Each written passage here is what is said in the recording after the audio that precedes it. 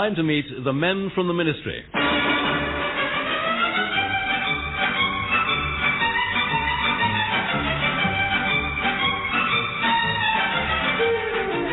Once more, we're walking the White Hallway with Norma Ronald, Ronald Baddiley, John Graham, and the men from the Ministry, Richard Murdoch and Deryck Guyler.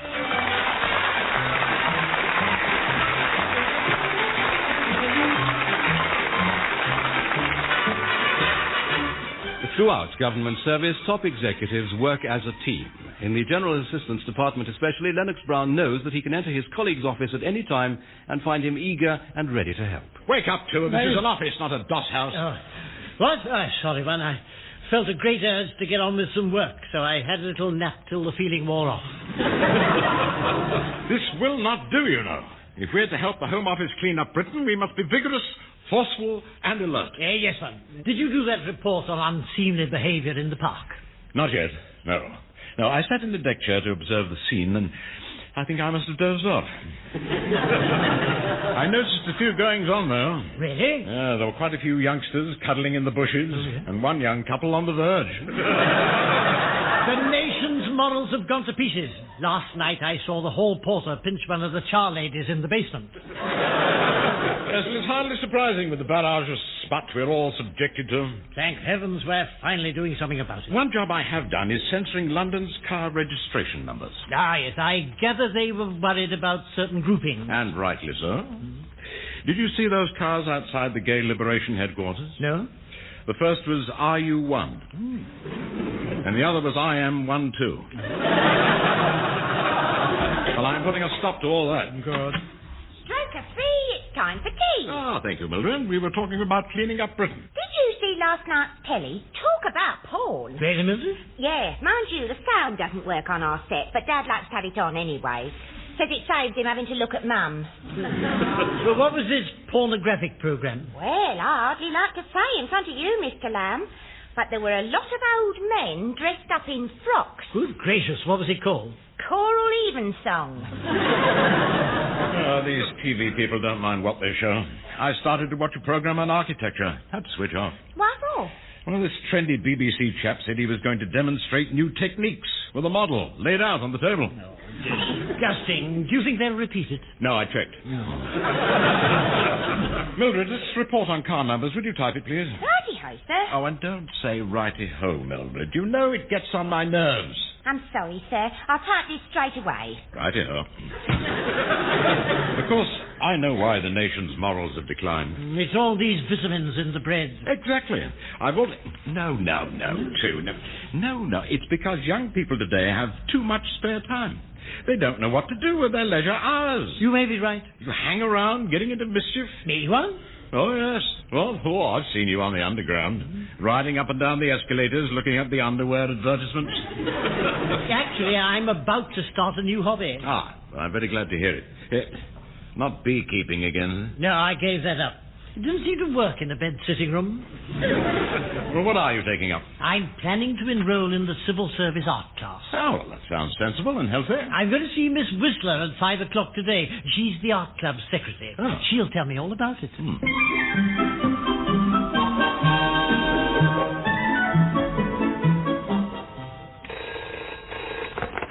Hello, Chloe Whistler speaking, Secretary, Civil Service Art Club. Sir Gregory Pitkin here.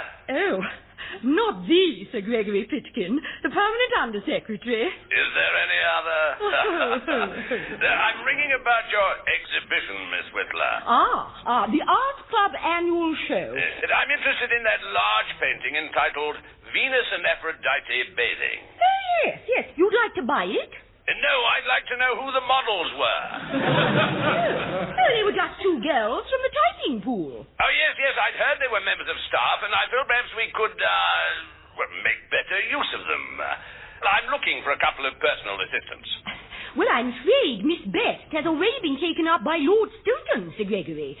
She has great things ahead of her. Well, perhaps if I pop down to your office, I could get some details of the other girl, eh? By all means, come in half an hour. I'm expecting a member of staff any moment. He wants to enroll in the art class for the new session. This is probably him now. Goodbye, Sir Gregory.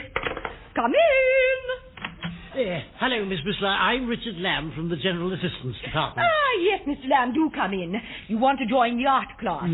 I like the way you've decorated your office. One doesn't see many purple and orange walls in the ministry.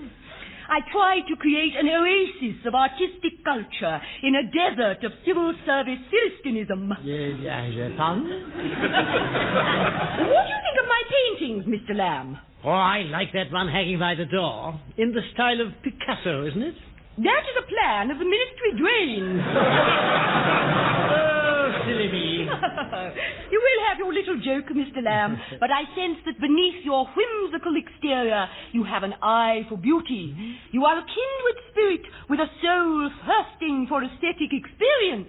Well, yes, but I feel quite well in myself. Now, before we enroll you in the art club, Mr. Lamb, I must ask you about your prowess. Oh. Is your equipment adequate? I think so, but it doesn't get much use. But you have had some painting experience. Oh, yes, I painted my landlady's seat. Her garden seat, that is. Our painting course is frightfully in demand, Mr. Lamb. I think perhaps you might be better placed in the sculpture class. They've always got plenty of room. And working on good hard stone is so much more satisfying than mere canvas. Sculpture? Oh, yes, I'd be awfully good at that. Splendid. I'll put you down for the sculpture course starting tomorrow evening. Thank you. Oh, by the way, tomorrow night is a nude class. What? I can't turn up at a class without any clothes on. Apart from anything else, where would I stick my hammer and chisel? You misunderstood, Mr. Lamb. You don't have to be undressed. Oh. The lady model is the one in the nude. But that's worse. A female lady in her skin? I couldn't. It's against all my principles. Mr. Lamb, you must realize that nudity is not pornographic. The human body is nothing to be ashamed of. Except perhaps in your case. Couldn't I sculpt a vase of flowers or an orange? Don't be ridiculous. The naked body is a temple. Is it? Good gracious. I feel no shame or embarrassment if I was to take off my blouse at this very moment. To cast aside false modesty and run free as nature intends. Mr. Lamb, where are you? Come out from under that desk at once.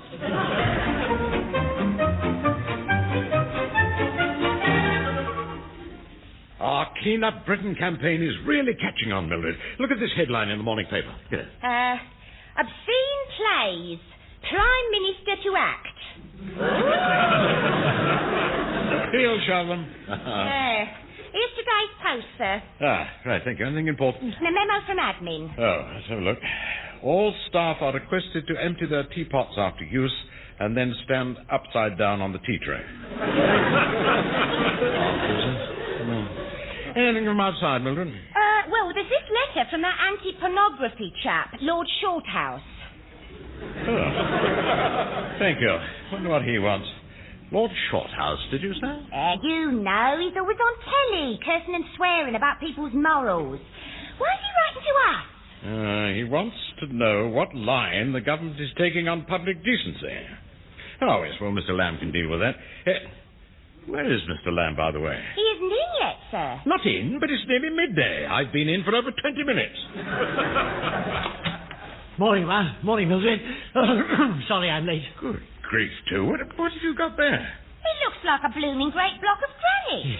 It is a block of granite. Here. Now, look here, too. When the Prime Minister said we had to build a newer, cleaner Britain, he didn't want us to do it literally. No, this is for tonight, one. I'm going to express myself. Miss Whistler says I can definitely do it, and I'll get more satisfaction if I try it on good hard stone than if I do it on a big of canvas. As long as my equipment's adequate, then it's all right if I keep my clothes on. I see. Are you trying to tell us, Mr. Lamb, that you joined the civil service art class? Yes. Isn't it exciting? But why did you drag that granite up here? Couldn't you have left it in the hall? I wanted to, but the hall porter wouldn't have it.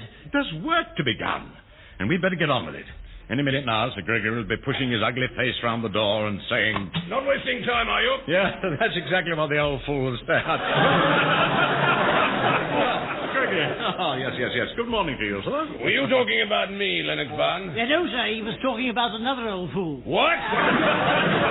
Pay no attention to my colleague, sir. He's suffering from malnutrition. Hasn't had his 11s as yet.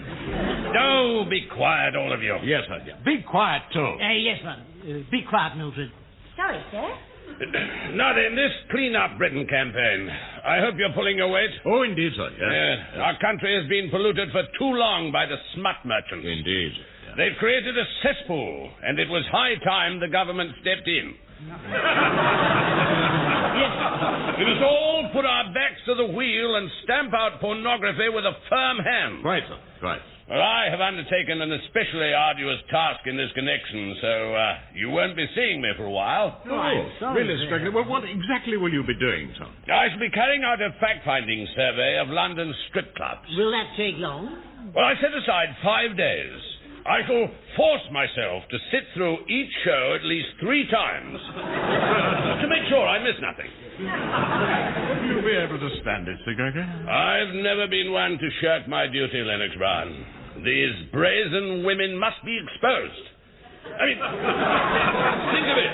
Lewd dancing, suggestive poses, girls showing off their lithe young bodies and shapely legs and You better sit down, so you're not friendly.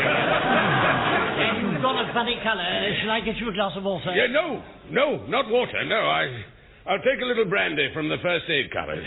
I'll get it, sir. You must excuse me. These things make me angry. Yes. Anyway, my report should please Lord Shorthouse. Ah, yes, well, now we've had a letter from him, Sir Gregory, asking what line is being taken to clean up Britain. Send him a copy of the government charter on pornography. Very good, sir. We'll get one from stationery.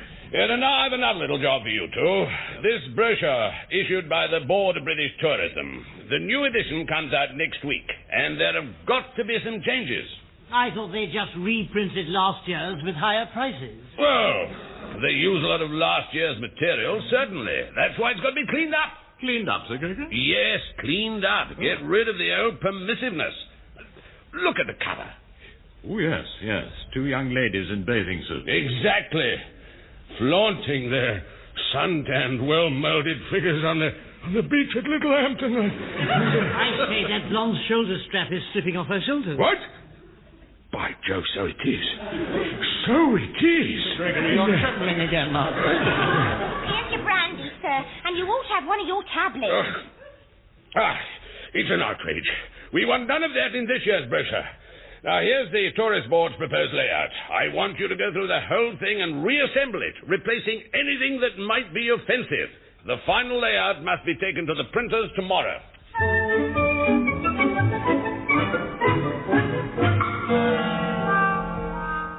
Well, sir, I think that's tied it all up.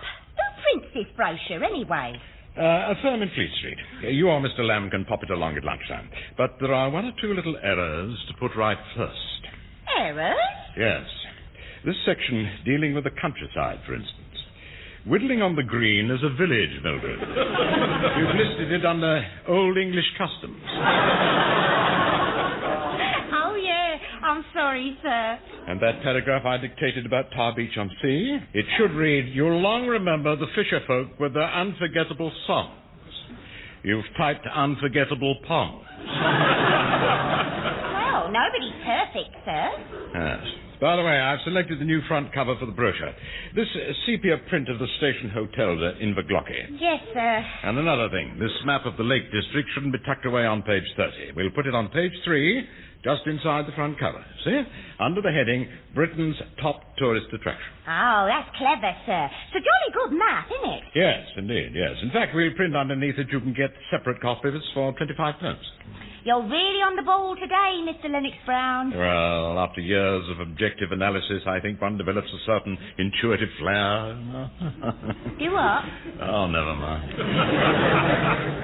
Now, there was something else we had to do. What was it? Yeah, we had to reply to Lord Shorthouse, sir. Ah, yes. I got a copy of the government charter from stationery, but it'll need an accompanying letter. Yes, well, Mr. Lamb can attend to that. Which reminds me, he's late again. What on earth is he up to? I hope he hasn't caught his umbrella in the lift gates like he did yesterday. He went up and down 30 times before they could cut him free. Sorry I'm late, man. Morning, Mildred. Oh, I've had the most terrible time. You have a hunted look. It's the sculpture class. I went there last night and they had a lady on the platform wearing nothing but a glassy smile. Good grief. Miss Whistler said it would be all right because it was art. I should feel detached. And did you feel detached, Mr. Lamb? No, just sort of loose at the knees. And so I sat with my back to the model. Well done, Toe. Yes, you did the right thing. Miss Whistler didn't think so.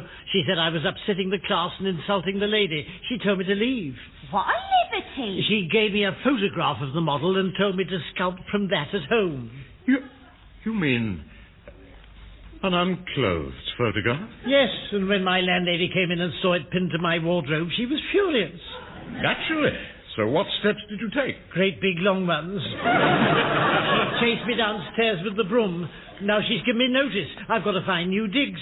Poor Mr. Lamb. And what's more, Mrs. Bradley won't have this picture in the house. But Miss Whistler wants it back next week, so I've had to bring it here. Two.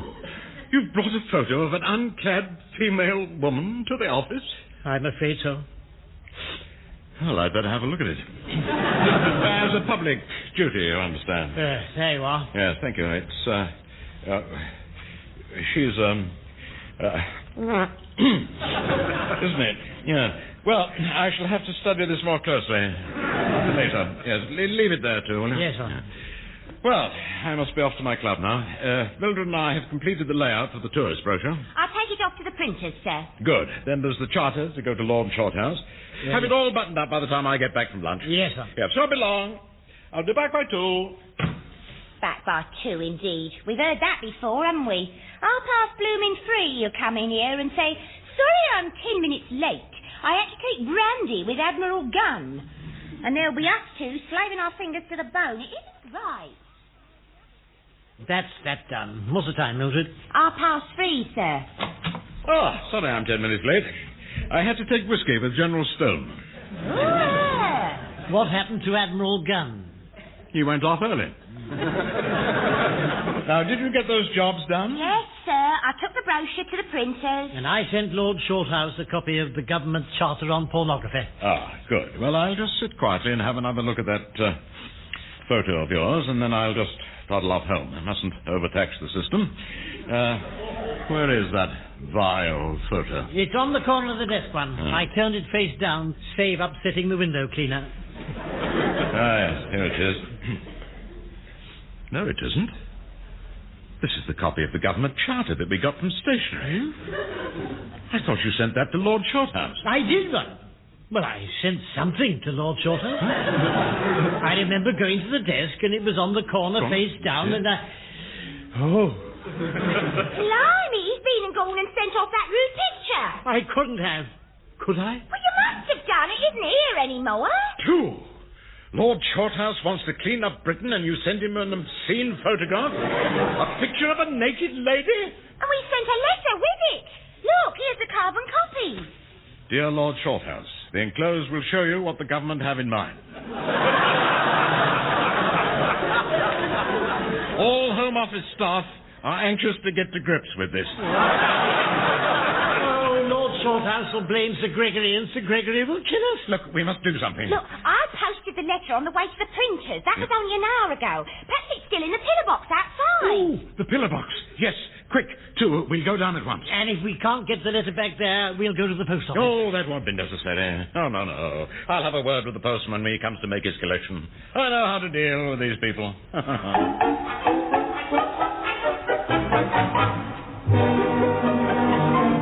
Well, let's hope we can get it back here at the post office. Officious brute, that postman. No tampering with Her Majesty's mail, indeed. As if I'd tamper with anything of Her Majesty's. Still, you've got to give him credit for honesty. He wouldn't even think about that bribe you offered. Oh, that's true, yes, just through the 5p in the gutter. Yeah. Well, we'll see what the post office can do. This must be the man in charge. Oh, good afternoon, gentlemen. Sylvester's the name. I'm the local ASS. The ASS? Assistant Sorting Supervisor. Oh, yes, good day to you, sir. Right. Good day, yes. Well, now, we're from the Ministry, you see, and we're here to retrieve a letter that was posted by mistake. Come this way and we'll do our best. It won't be easy. This is London's biggest sorting office, you know. What are those postmen doing, Mr. Sylvester? They seem to be throwing parcels about and kicking them. Oh, yes, it's their recreation hour. That's their favourite sport, you know. We call it bash the package. It's disgraceful. A lot of those packages are bursting open. No, it is disgraceful. Some people wrap their parcels so badly, the lads can't get a decent game. What's that enormous machine over there? Oh, well, that's our electronic sorter. The letters go down the conveyor belts and into that huge aperture, that great gaping mouth always open. We call it Enoch. An electronic sorter? How marvellous. That must save a lot of labour. Well, up to a point, you know. We've got to sort them by hand first, you see. Look, I'll show you. Oh, yes. You've got your first-class post and your second-class post, right? Yes. Well, I take a bunch of letters at random and see how they're stacked. Now, this one goes on that conveyor belt. That'll take a week. That's the slow post. No, that's the quick post. Now, this is second class. That'll go by slow post, you see. This'll go by quick post, and so on. Slow, slow, quick, quick, slow. Fascinating, Mr. Sylvester. Just a minute, stop. Well, what is it, sir? That buff envelope going down the fast belt. That's our letter, the one we want. By George, you'd better grab it quick. I'll try and hook it with my umbrella. No, that's no good. One of you'll have to jump on the conveyor belt. Well, you heard what the man said, too. Go on. It's dangerous. Why does it have to be me? It's your turn. I paid for the bus fares. Go on. All right, but don't push. My word, he's fallen in. Oh, dear me. Can we get him back when he's got the letter? Oh, dear me, no, it's too late now. Enoch's got him.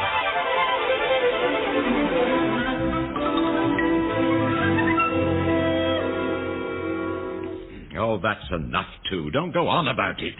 You're back in the office safe and sound. You should think yourself lucky. Lucky? How would you like to have the seat of your trousers stamped second-class mail?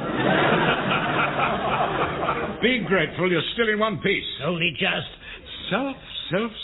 That's all you think about. Well, the whole department's facing disaster because you didn't get that letter back.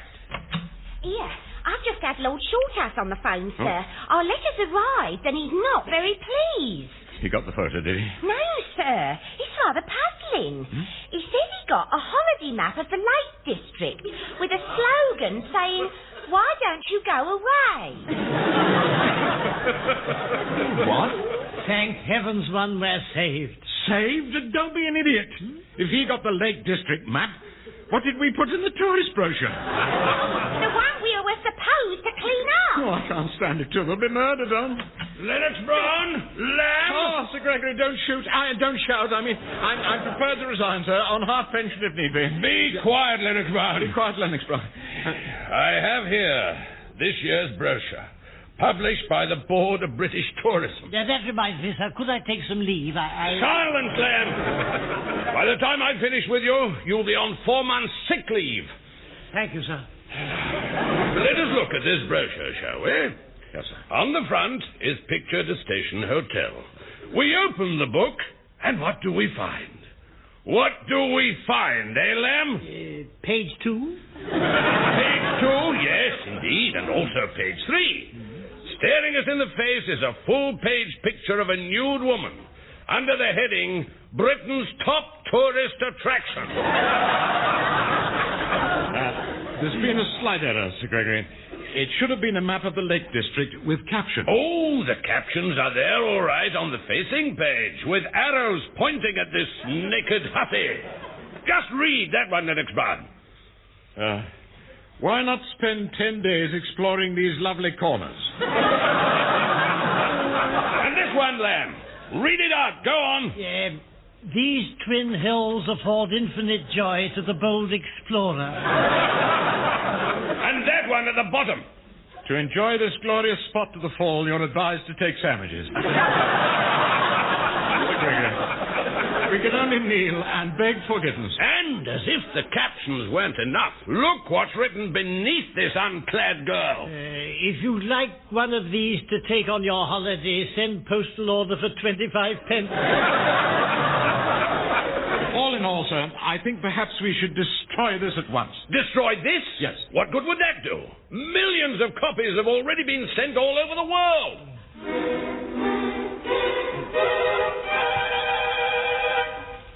And here is the news read by John Curl. Huge crowds of tourists arriving in Britain today were surprised when their British travel brochures were confiscated by customs. Customs men explained that this was the only way they could get hold of copies, as the book has been banned by British authorities.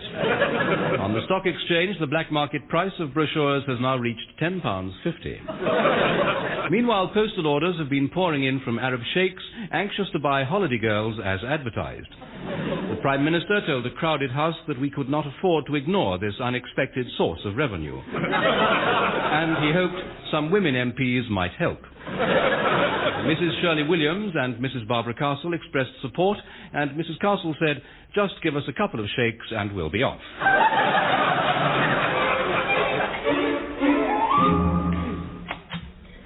Mildred, you're back. A couple of days in bed usually does the trick. It's me nerves, you see. I can't take these upsets anymore. Yes, I know the feeling, yes. I'm surprised to find you still here, sir. Last time I saw you, you were planning to emigrate. Emigrate? Oh, no, now everything's changed now. Now, the government discovered that tourist bookings have trebled and they're delighted. Yes, it's giving the economy an enormous boost. Well, I never. So now you're the heroes of the hour. Mr. Lamb has still got to leave his digs. Ah. So he's scarcely ever in. Spends all his time peering in newsagents' windows. Don't worry, everyone. I'm all right. That's a matter of opinion. I don't have to leave my digs after all. You mean Mrs. Bradley's forgiven you? Yes, it's that sculpture I did. I happened to leave it in her hall. The naked lady? It doesn't look like a naked lady. It's modern art, you see.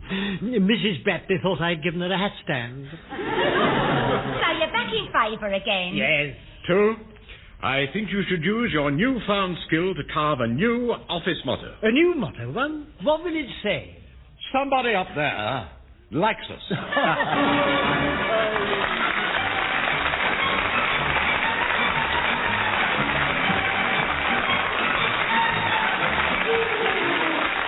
In the picture, as the men from the ministry, were Richard Murdoch and Deryck Guyler. Also featured were Norma Ronald, Ronald Baddiley and John Graham. The programme was written by Edward Taylor and John Graham and produced by Edward Taylor.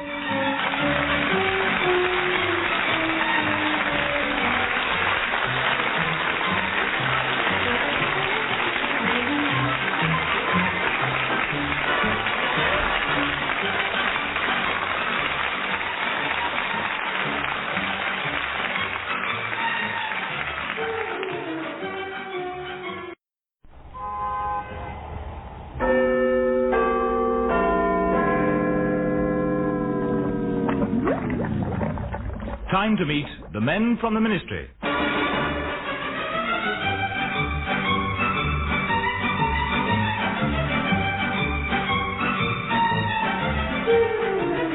Join us for another canter down the corridors of power with Norma Ronald, Ronald Baddiley, John Graham, and the men from the ministry, Richard Murdoch and Deryck Guyler.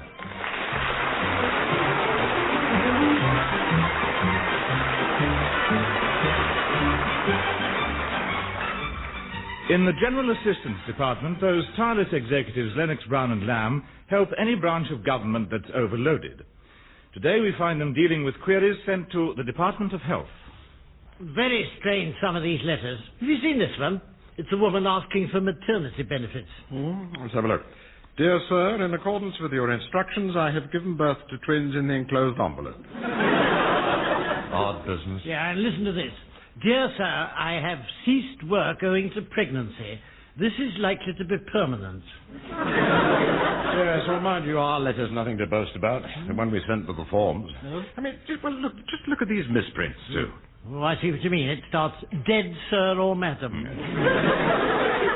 And it ends up, yours fitfully. I don't know, Mildred's typing gets worse and worse. She's so sullen and slovenly. Yes, and she never laughs these days. I mean, she didn't even smile yesterday when you caught your nose in the pencil sharpener. That's true. Ah, hello, Mildred. You brought our 11s, or should I say our quarter to 12s? Oh, that's very witty one. Is that meant to be funny, Mr. Lennox-Brown? Look, I know it's late. It just so happens I forgot. Oh, good grief, Mildred. There's no tea in this pot. It's just hot water. You always find some little thing to pick on, don't you? Oh, now, listen, it's all right. No, it's all right, Mildred. Don't be so upset. Listen, I just mentioned it. Yes, honestly, we like drinking hot water. Look, if you're not pleased with me, why don't you get someone else? Oh, we never dream of getting anyone else, Mildred. You may be a bit thick, but we're used to you. Now, there's something worrying you, isn't there, Mildred? Yes? Yes, you're quite right, sir. Mm-hmm. I have got something on my mind. Tell us, then. I mean, think of me as an uncle, my dear. And Mr. Lamb as an auntie. Oh. How nice. It's my boyfriend, Bernard. We've had a bit of a do. Good heavens, he hasn't... I mean, you haven't... He's found another girl, see? Girl? Huh. Some girl. She's old, sir. She's nearly 23. Oh, I am sorry, Mildred. Oh, I blame myself, Mr. Lamb. Bernard wanted to learn Spanish, see, so I let him go to evening school. This girl was in the cake-making class, and one night she offered him a bit. Well, I'm sure he'll soon see the error of his ways and return to you, my dear. No way! He's absolutely infiltrated with her. She talks posh, see? She comes from a wealthy home. You know, grapes on the sideboard even when nobody's ill. Well, we all have our little personal problems, Mildred, but life must go on, you know. I mean, we can't let that affect our work. Or our typing. Did you dispatch that priority memo? Yes, sir. What memo? Oh, you remember, the health department asked us to write to all port authorities. Visitors arriving in Britain have to be examined by doctors. Quite. Oh, that, sir. Yes, I sent it off yesterday. There's a copy in your in-tray. Ah, well done. Yes, here it is. Yep. Oh, glory. Another typing error. No. Yes. I said visitors must be stripped and examined by doctors. You put must be stripped and examined by dockers. I hope the permanent undersecretary doesn't find out. So do I. Sir Gregory could be rather cross. Lennox-BROWN, Lamb. Sir Gregory is rather cross. Oh, you pair of useless idiots. You blundering nitwits. And good morning to you, Sir Gregory. You know what you've done? Recently, Sir Gregory? Thanks to your bungling, Britain's docks are in an uproar. All lady passengers coming ashore are being examined by dockers. Well, the New York Girls' Choir are raising the roof at Southampton. They've been in the customs shed for 24 hours. It was Mildred's slip, I'm afraid, sir. She's been under some stress, you see. Trying to blame that young girl, eh? Well, it won't wash, Lennox-BROWN. You're the captain of the ship. Aye, sir. It isn't your only blunder. You were supposed to send out forms on how to treat rabies. Well, we did, sir. Millions of them. We didn't fall down on that one. You did fall down, man. Another of your blasted misprints. Your form was headed, How to Treat Rabbis.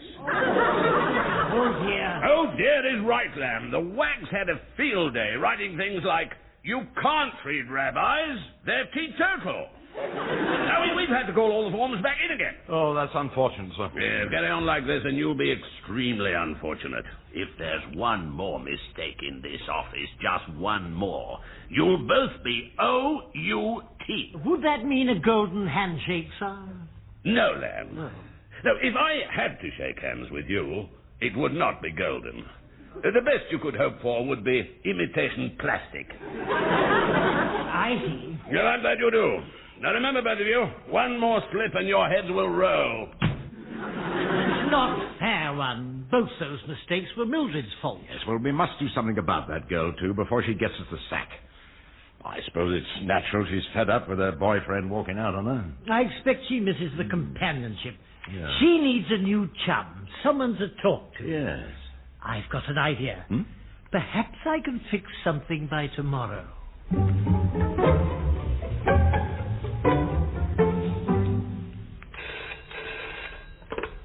Lennox-BROWN. All porter here. Matthews? Of course it's Matthews. I've been here for 40 years. Who else do you think it is, Lulu? There's no need to be tetchy with me, Matthews. What can I do for you? Collect these bundles of forms. They've been pouring in all morning. Ah, the forms. Yes. We issued them for the health department. It seems there's a tiny error. Sir Gregory is calling them in. It's nothing to what I'm calling them. I can't move. They're everywhere. Well, we'll deal with them, Matthews, and... Oh, he's rung off. There, morning one. Good news. I found a new chum for Mildred. Someone to take her mind off Bernard. Really, too? Well done. Who is he? Mr. Squires from Pensions. Why, old Soapy Squires? With the grey mittens and the spats? But he's 62. Only just. He'll be a nice companion for Mildred. He's got lots of interests. He cultivates plants in his office. I told him Mildred's always in the canteen at 11 and said he should go down and make himself known to her. Would you blooming ever believe it? I was sitting in the canteen just now and this dirty old man made a pass at me. He said he was a friend of yours, Mr. Lamb. Old Mr. Squires? He patted me knee and said he'd like to show me his begonias. He's trying to get off with me, cheeky old devil. You didn't like him, Mildred? Well, he won't try that again. I pulled a glass of water down his front. And cooled his ardour. Yeah, I'm not troubled. Whatever she's looking for, old Squires hasn't got it. Or if he has, he's had it too long. I thought she was looking for companionship. Oh, no, she wants more than that. She wants, Yes? You know. No, perhaps you don't. The birds and the bees, too. I'm sure Mr. Squires would have bought her a budgie if she'd asked. Never mind. I'll see if I can get Mildred sorted out. Well, we can't have any more mistakes. Sir Gregory's itching for a chance to sack us. Well, we've done nothing wrong today, too. So the ghastly old pig's out of luck. Let's have some tea. Yes. Lennox Brown? Sir Ghastly. Sir Pickering. Good morning, sir. I have a job for you two. Of course, sir. Yes, anything? Well, the hall's full of useless forms, and I've arranged for all other departments to send their waste paper here. You're to collect the lot and arrange for it to be pumped and recycled. Oh, you want us to collect all Whitehall's waste papers? Collect it and dispatch it. You'd better order some sound wooden chests to hold the stuff. And no slip-ups, remember. How can he be so unpleasant? Constant practice, I suppose. Well, too, you'd better order those wooden chests. Give Mildred an order for the ministry buyers. How many will we want? Oh, ask them to supply 10 sound wooden chests. Right you are, huh? And I'm going to do something about finding a young man for Mildred. Yes, we are a dating agency and marriage bureau. Can I help you? Oh, yes, I'm sure we can find you a suitable partner. How do we operate? Well, I take down the client's particulars, and if I approve of what I see, I go into action. Our computer studies the data and produces the perfect match. I must ring off now. I see a client arriving. Oh, good morning, Miss Pledge. That's correct. May I help you? To be quite honest, I'm rather nervous. I understand. Yes. It's a matter of some delicacy, madam. Of course. But please don't worry. We have a large selection of fun-loving, active young ladies who'd be delighted to meet a mature and charming gentleman like yourself. Now, just a moment, madam. You see, I'm not looking for a young lady. I want to find a young man.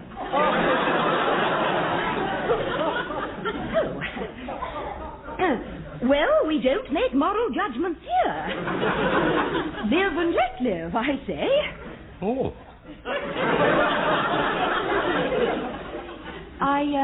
I suppose you're from the Foreign Office.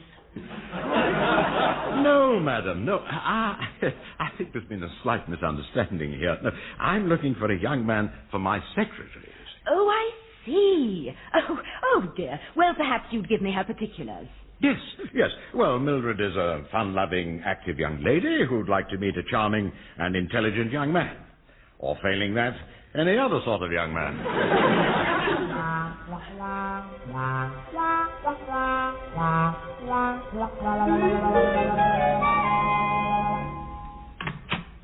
good news, too. I've heard from the agency. They've found a young man for Mildred. I'm glad to hear it, Ron. She's worse than ever this morning, just sitting there staring into space with her eyes glazed. Well, lots of ministry staff do that. But she's not even painting her nails. We'll wait till she hears the news. That'll put colour in her cheeks. Would you just come in for a moment, Mildred? You wanted me, sir? Yes, Mildred, yes. I've arranged for you to meet a young man today. I don't want to meet any young men. I hate them. I've written to Bernard and told him the sooner I never see him again, the better it'll be for both of us when we meet. Come, Mildred, you mustn't be like that. I'm not interested in men anymore. I've gone right off them. I'm thinking of entering a monastery. Mildred, your date is fixed for 12 o'clock. So if you agree to meet him, you can go now and have an extra hour for your lunch break. Oh, well, perhaps I will go then, only for your sake. Good girl, good girl. Here's the address. Now, you won't regret it. Oh, you want to bet? It'll be some spotty kid with big feet and funny habits. There you are. I knew that to cheer her up. Those bundles of forms are still in the hall, man. Old Matthews is furious. He jostled me as I came in today and bent the tip of my brolly. Well, those wooden chests we ordered should be here soon. Then we can start shifting all the waste paper. The sooner the better. I say, well, look at the time. It's gone 3:30 and no sign of Mildred. Oh, she's obviously getting on well with her date. Supposing your dating agency is a cover for white slavery, she could have been shipped to some den of vice in Brazil or Hong Kong or Shepherd's Bush. Oh, don't be daft, too. You've been watching too much children's TV. Mr. Lennox-Brown, how can I thank you? I've met him. The man of my dreams. He's wonderful. He's beautiful. Mildred, you're all flushed and trembling. Like Mr. Lamb at the office party. Oh, I'm all of a doodah. Oh, I'm sorry I'm late, but he took me out to lunch, and he gazed into my eyes, and time seemed to lose all meaning. We were floating on a cloud. He sounds a good sort, Mildred. What's his name? Tristram. Isn't that romantic? My landlady's cat's called Tristram. She's just taken him to the vet. Two. Let's not spoil the mood. Look, can I go early, Mr. Lennox-Brown? I can't wait to see Tristram again. Oh, yes, well, perhaps just this once. Oh, thank you, sir. Love is a many splendid thing. Oh, well, too, I think that's settled that. With a happy Mildred, we shan't see any more typing errors. Lennox-Brown. All porter here. What's bothering you now? You, mostly. There's a lot of stuff arrived for you. 10,000 woolen vests. All grey and hairy. Well, they can't be for us, Matthews. Of course they're for you. I got the invoice here from the ministry buyers. Two. Did you send an order to the ministry buyers last week? Yes, you asked me to, remember? You said order 10 sound wooden chests. Good grief. Mildred shorthand. She must have typed 10,000 woolen vests. They're downstairs, in the hall. Oh, no. Now, listen, I want this stuff out of here. Sir Gregory likes this all nice and spick and nice and span.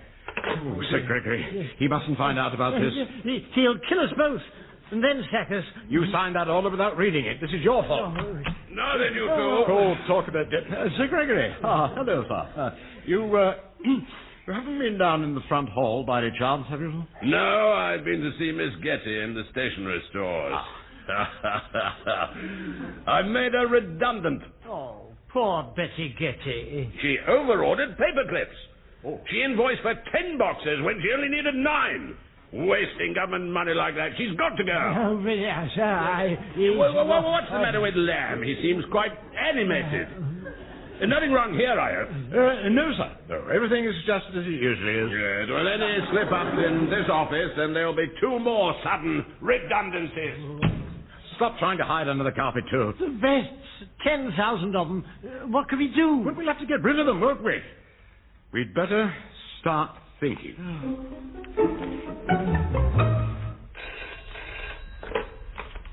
HQ 5th Battalion, Brigadier Trenchcoat speaking. What? Well, if Sergeant Brown camouflaged himself as a tree, he's only himself to blame. There are bound to be dogs in the training area. course he can't have sick leave. Mamby-pamby nonsense. Don't they realise it's a man's life in the army? Yes, what is it, Jeremy? Oh, excuse me, Brigadier. There's a ministry man to see you. Show him in, and don't bother to wait around. I'm sure you've some camp duties to attend to. Oh, you're joking, Ducky. With the LENNOX abroad next week, I'm rushed off my tiny feet. Brigadier Trenchcoats will see you now. Brigadier, very good of you to see me. Thank you. My name's LENNOX-BROWN, and I have a proposition to put to you. Hello. That will be all, Captain Manley. Brigadier, I hear your unit is about to be posted abroad. What? But that's a military secret. How did you know that? It was in the evening paper. Well, destroy that paper at once. Yes, of course, yes. But I thought you might be going somewhere chilly, where you'd need woolen garments of all kinds. Well, as a matter of fact, we are going to Bermuda. Oh, glory. And Bermuda's very hot. Yes, very, very hot. Isn't it? Is it? Well, it is. Or, is it? Well, not necessarily, Brigadier. Oh? No. The climate's very changeable these days. There's a lot of weather about. To be quite frank, LENNOX-BROWN, I'm not quite sure where Bermuda is. Lost our map, you see. Yes. Well, now, I think I can help you there, sir. Yes? Yes. Bermuda, in fact, is in the, north. North? Northwest. Oh. Yes, and the climate there can be, very cold. It can be damn freezing in Bermuda. Everyone knows that. Yes, well, now, my department can supply your men with a large quantity of woolen vests on very reasonable terms. Oh, good idea. Stout woolen vests and trunks, just what's needed. I don't want my chaps catching cold around the barracks. I'm afraid we haven't any woolen trunks. You see, just the vests. One's no good without the other, man. We must have the set, or there's no deal. I see. Well, I'll get hold of an equal number of woolen trunks then, and let you have vests and trunks in a couple of days. Excellent, excellent. Yes.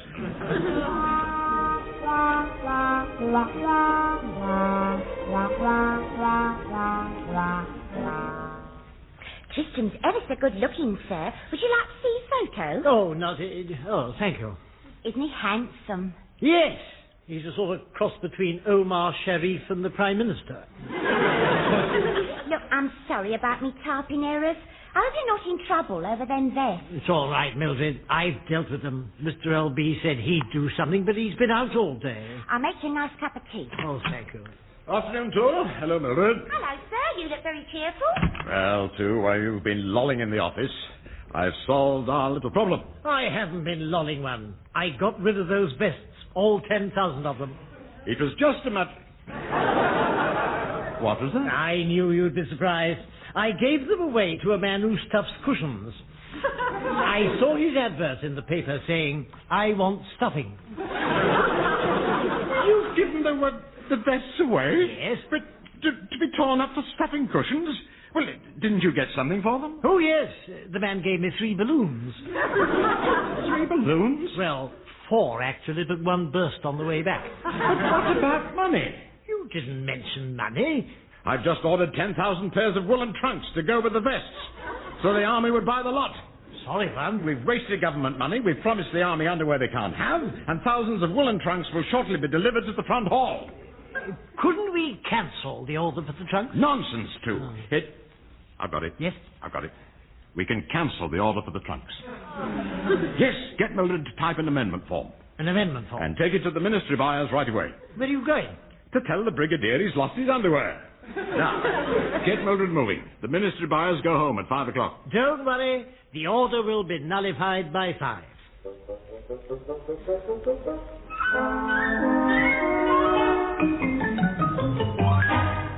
I had a job talking the brigadier out of his undergarments, I can tell you.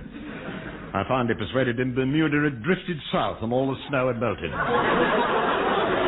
And Mildred got to the ministry buyers by 5, so the trunks order is nullified. Good.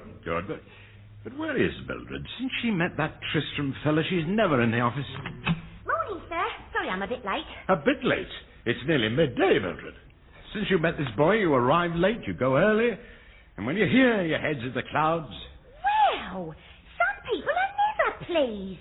It's better to have me happy, isn't it? And when there's something urgent, I'll move like the clap backwards, don't I? Well, I suppose so. Suppose so. Last night I dashed over to the ministry buyer, didn't I, with that amendment. Got your order multiplied by 5. Oh, yes, you did very well there, Mildred. What did you say? I got your order multiplied by 5, like you said. Multiplied? It was supposed to be nullified. By 5 o'clock. Good heavens, man. That means we'll have 50,000 pairs of woolen trunks. Bought with government money. Oh, Sir Gregory will murder us too. And you, Mildred? Well, I'll be all right, sir. Tristram and I are thinking of starting a new life in Australia. Oh, we might even go abroad. Oh, there's my phone. That'll be Tristram now. 50,000 pairs of woolly underpants. What will Sir Gregory say? He'll say we've exceeded our briefs. And not only that, we still haven't got the chests he asked for to hold all the waste paper. Oh, perhaps we could emigrate to Australia and save a lot of bloodshed. That's that then. What is Mildred? Tristram. He rang to say he's going away. With another woman. Abroad? She sounds like one. Mildred, calm yourself. Now, calm yourself. If you ask me, you're well rid of him. You don't care. You don't appreciate me anyway. Put me down over every little mistake. I've had enough. I'm going to end it all. Don't open the window, Mildred. It's chilly today. Good grief, too. She's climbing out of the window. You mean, Mildred, come back. It's too late now. Goodbye, world. Two, she's going to jump. Get out there and stop her. Why me? Because you're the junior, that's why. All right, but pass my bowler hat. It's cold out there.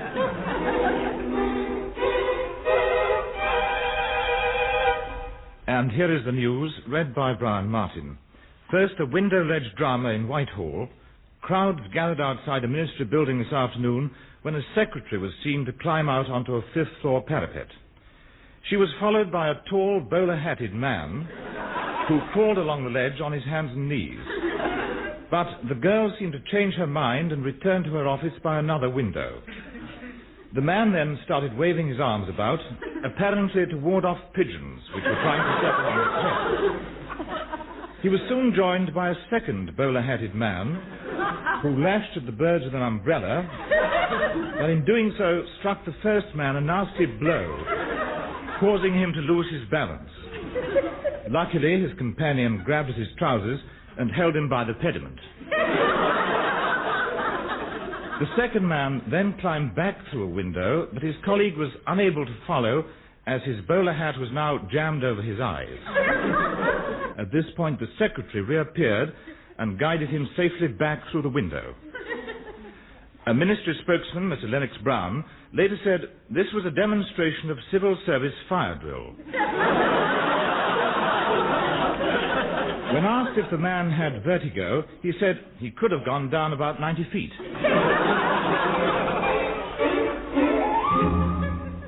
Well, it's back to old times now.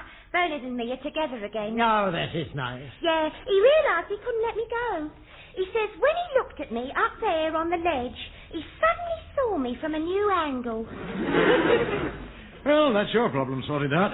Wish we could solve ours. You're still lumbered with 50,000 woolen trunks? Well, they haven't arrived yet, Mildred, but nothing can stop them now.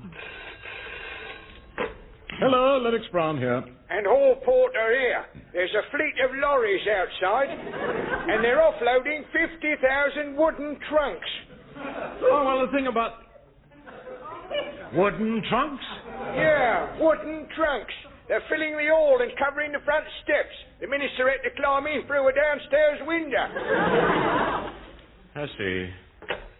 Is something wrong? You could say that, too. Mm-hmm. We were told to get chests for the waste paper, weren't we? But instead of chests, we got vests. We ordered woolen trunks to go with the vests, but then we didn't need them, so we tried to cancel the order and instead multiplied it by 5. All straightforward so far, one. Well, now it seems there was another tiny typing error. Instead of woolen trunks, we've got wooden trunks. 50,000 of them. We've not done well, have we? Yes, you have, sir. What? Look, Sir Gregory told you to get wooden chests. didn't he? Yes, that's right. And after all that mucking about, you got wooden trunks, haven't you? Yes? Well, it's the same blooming thing, isn't it? You've accidentally got what you were supposed to get. By Jove. Mildred's right. Wooden chests and wooden trunks are the same thing. So Sir Gregory won't be cross with us. Except he did ask us to get 10. They've got 50,000. What can I say, Lennox-Brown? Oh. Clever of you to spot that 10 boxes wouldn't be enough. The ministries have produced far more waste paper than expected. We need all the boxes we can get. So we're not redundant? Redundant? My dear chap, of course not. We need men of your caliber. Oh, thank you, sir. For the time being. Have a touch of the old thing.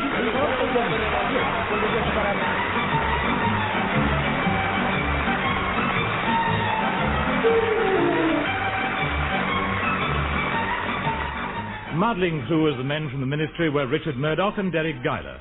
Also featured were Norma Ronald, Ronald Baddiley and John Graham. The programme was written by Edward Taylor and John Graham and produced by Edward Taylor.